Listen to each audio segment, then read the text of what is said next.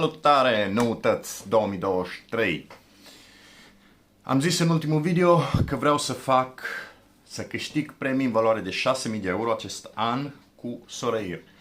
O să facem niște episoade, ăsta este primul. Road to 6 kg euro. Să vedem dacă reușim până la sfârșitul anului.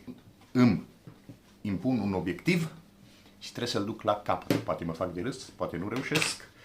Haterii se pot uita ca să râdă la sfârșit, poate, sau poate că nu, cine știe. Vreau să fac 6.000 de euro din reward-uri sau premii Soreir. Premiile, acei 6.000 de euro, vor fi doar când voi vinde cărțile. Deci câștig o carte, dacă nu o vând, nu se consideră că am minus la ăia 6.000 minus 200 de euro pentru că atâta valorează cartea. Nu, trebuie să o vând. Ok? Deci am 6.000 de euro. Asta e scopul meu. Începem în 2023 așa, cu un obiectiv. Să vedem dacă reușesc, dacă merge mintiuca, dacă am un pic de noroc, că trebuie și un pic de noroc. 6.000 de euro o sumă destul de mare și ambițioasă, zic eu, pentru cât am investit deocamdată în Soreir. Deci, să vedem. Reușesc sau nu reușesc? Abonează-te și o să vezi.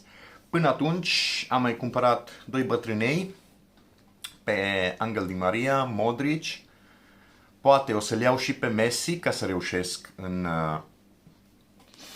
reușesc să câștig cărți, ca să-mi fac un lot și mai competitiv, pentru că vreau neapărat acei 6.000 de euro acest an.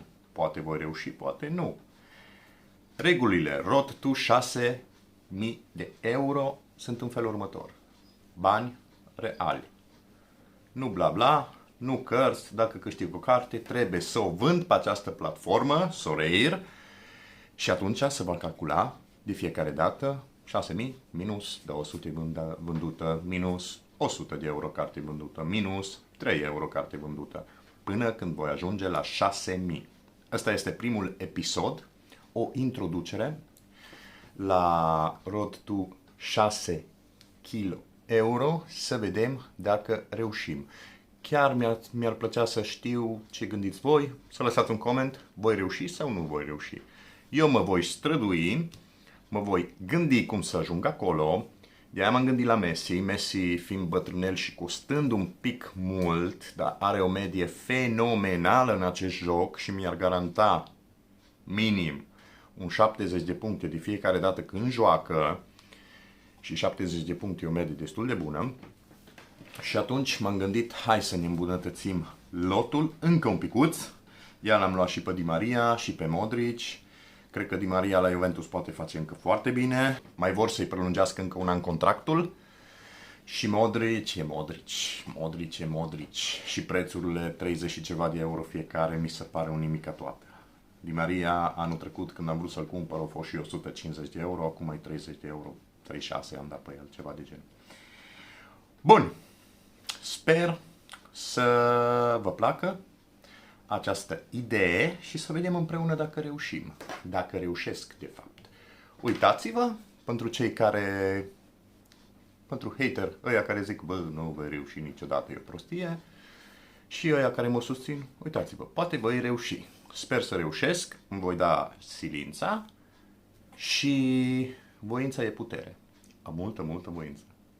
Deci, Road to 6.000, ne vedem în următoarele Game Week-uri. În fiecare săptămână voi aduce echipa care o voi băga la turneu viitor.